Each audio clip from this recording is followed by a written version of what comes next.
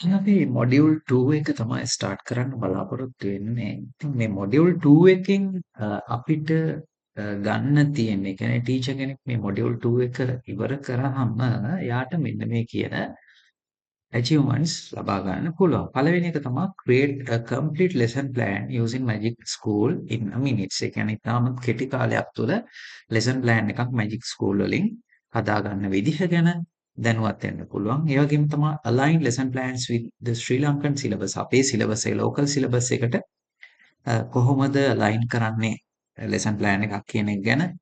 ඒ වගේම තමයි write clear learning outcomes. අපිට තියෙනවා සමහරක් ගැටලු competency based යනකොට මේ ලර්නින් අවුට්කම්ස් සදාගන්න විදිහ. ඉතින් ඒ ගැටලුවට විසඳුමක් මේකෙන් දෙන්න පුළුවන්.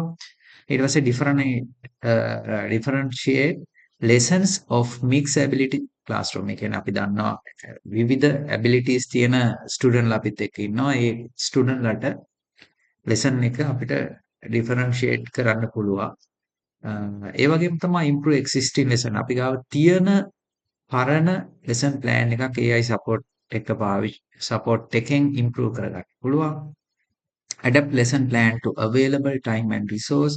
අපිට lesson plan එකක් adapt කරගන්න පුළුවන්. available තියෙන වෙලාවට සහ තියෙන resource වලට අනුව. අවසානයේ maintains full teacher control over lessons content. ඒ කියන්නේ අපිට පුළුවන් lesson plan එක ඇතුලේ ටීචර්ට control එක ගන්න lesson content වලට අනුව. ඒ කියන්නේ මට පුළුවන් දේවල් වලට අනුව මගේ අවශ්‍යතාවයට සහ මගේ පන්ති කාමරයේ අවශ්‍යතාවයට අනුව ටීචර්ට control එක අරගන්න පුළුවන්. ඊළඟ තමයි reduce lesson planning time and workload. අපිට තියෙන workload එක ටීචර් කෙනෙක් ගත්තම ගොඩක් වැඩ තියෙනවා. ඒ තියෙන වැඩ වලින් lesson planning වලට යන time එක සහ ඒ තියෙන workload එක අඩු කරගන්න පුළුවන්. අවසාන වශයෙන් confidence එක develop කරගන්න පුළුවන් සහ AI කියන එක හරහා lesson එකක් ප්ලෑන් කරගැනීමේ කොන්ෆිඩන්ස් එකත් වැඩි කරගන්න අවස්ථාව ලැබෙනවා. ඉතින් අපි යමු මොඩියුල් 2 වලට.